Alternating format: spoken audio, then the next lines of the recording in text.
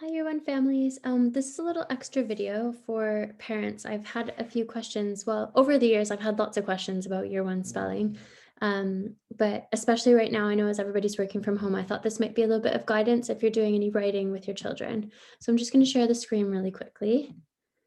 So when looking at year one spellings, lots of parents have kind of asked me, what do I correct with their spellings? Do I have to correct all of it? Do I make them kind of do it over again if they don't spell everything correctly? And I just made a really quick guide based on what the national curriculum says for spellings. Pardon my dog, she wants me to feed her, but I won't back down. So if you hear a little bit of grunting in the background, I'm really sorry. That would be my dog, and I don't have a big enough house to get rid of her. So bear with me, please. So, looking at what the curriculum says, for year one writing, children are expected to spell year one high frequency and exception words, and I'll tell you a little bit more about that in a minute. They're expected to use spelling rules they've been taught. So, because we've been working on a recovery curriculum from reception up until Christmas, the spellings that your children are doing on the videos, those spelling rules are the first rules that they will have been introduced to this year that are within year one. So, if it's, for example, using like a double L to do an O sound after a vowel, or a double F sound after a vowel, that would be something that we would expect them to kind of check and try to remember. And number three, make phonetically plausible attempts at spelling. And I will talk about that as well. But those are the three bits of guidance that we have to look at for spelling at this stage in a piece of writing, like when they're writing their Gruffalo stories. So for high frequency words for year one, I know it looks quite long. These are the first 100 words. Bear in mind that these are frequency words that they will have started learning in nursery, reception, and year one. So a lot of them are quite simple words that they'll already know, things like and to and it. Words that they don't really need too much support with spelling and words that aren't too tricky. So although it does look like quite a few of them, it is words that most of them will be familiar with. And likewise, when you do a lot of reading with your children, they see these words so often that they just kind of become imprinted in their mental lexicon or their mental dictionary. So a lot of them will just start to have them quite naturally, which is part of the reason why reading at home is so important, because reading and writing really go hand in hand. If you would like a copy of these, I know we've sent them home in the homework book at different times, but if you're looking for a copy of them, just email the year one at the Palmer Academy, and I'll be more than happy to send it as an attachment to you, any of these pictures that I have up on the screen. So please feel free to email me if you'd like to have your own copy to have at home. It's really nice, I think, if you're doing a bit of writing with them and you want to underline the spellings that you want them to fix, it's a nice bit of work that they can do independently. You can send them back to do it. And if they have the word map with them, then they can look up their own spellings and fix it themselves. So please just email if you want a copy of any of this.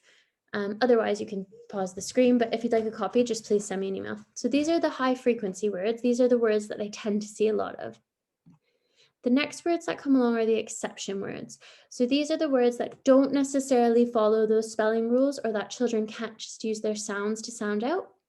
A lot of these words children will learn in their phonics lessons as tricky words, so they should have some experience with them. And again, if you do lots of reading at home and have them practice their reading quite often, these are the words that they're going to tend to pick up quite quickly because they're words that they see a lot of.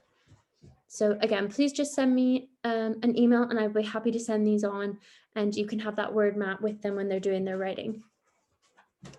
Now, this brings me to the next bit, which is the phonetically plausible, which sometimes I think it's easy to get confused with figuring out what is phonetically plausible, because obviously as adults, when we write, we don't tend to, we kind of write, we have that sort of mental dictionary already. So we don't do sounding out as much as children do. When you watch them write, you'll see that they're really counting out the sounds in a word, and we're just not used to doing that anymore.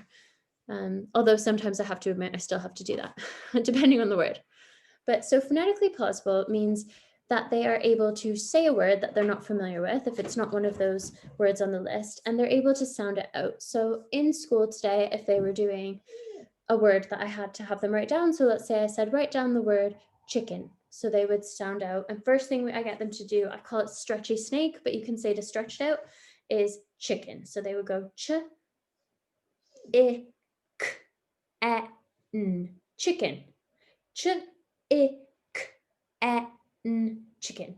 This is called segmenting, and it's just a fancy way of saying that they're stretching it out so they can really hear all the sounds in the word. When they put it all together, chicken, like you reading it from a page, that's the blending bit. But when they're spelling it, it's segmenting. They're trying to really hear all those sounds in the word. If they can't hear the sounds in the word, then they're going to have a lot of trouble writing them. So that's why it's really important to get them to stretch it out if you notice that they've kind of only have the first sound or only have the last sound in a word. If your children are working on the phase 2 phonics lessons, this is a picture of which sounds they would be expected to be using quite frequently in their writing.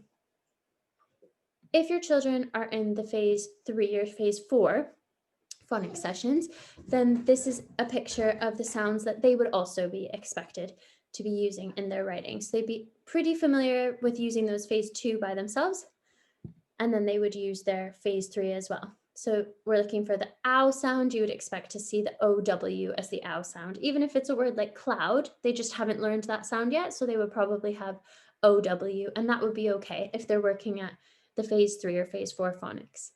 If your child is working on phase 5 phonics, now we've added these sounds. So they should be familiar with seeing these sounds. So if we were talking about elephant, we would expect them to be looking for the PH sound when they're spelling because they've probably practiced that word in their phonics before.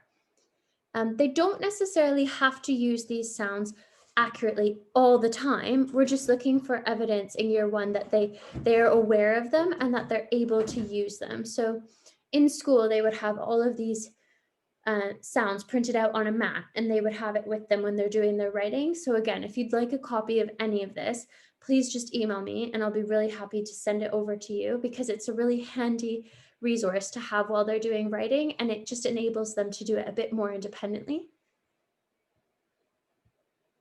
I've given you a few examples as well as what phonetically plausible might look like at this stage. So this is more for a child that's working within that phase 3. So for the word replied, you might expect them to spell it lie, d. So R-E-P-L, and then you've got that I-G-H, like night. So if I went back to the phase 3, you can see they've used I like night for their I sound.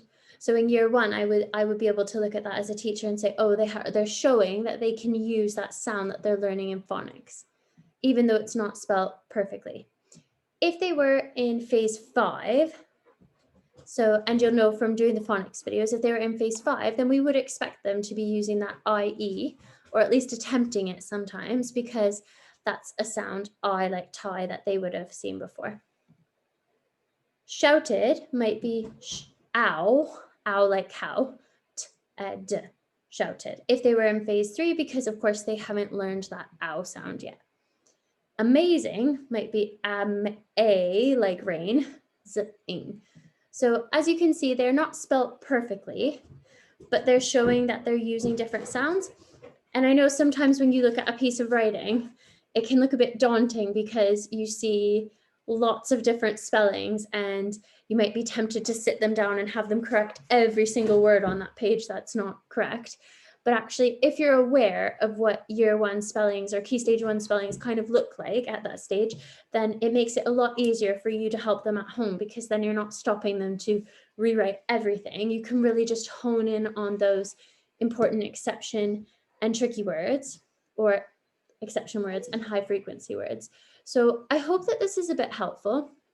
If there's any questions to follow up, or you'd like a copy of any of these screens that I've shown, please just send an email to the year 1 email address and I'll be really happy to send it on.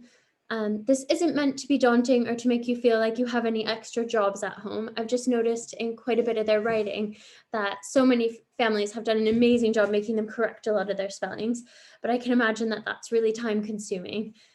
So if this gives you a better idea maybe of where we're at with spellings at year 1 and what we would expect them to correct, then hopefully that's helpful. So please be in touch if there's anything else that we can do to help or make your job a bit easier at home. I know it's a difficult time and everyone's doing such an amazing job. The writing that's been sent in is lovely. I can imagine it's hard to get certain students who don't love writing to sit down and have a go at it. So just know that what we've been seeing, we're really, really pleased with, and keep sending the work in because it's really lovely. And Yeah, just be in touch. Thanks. I hope this is helpful. Bye.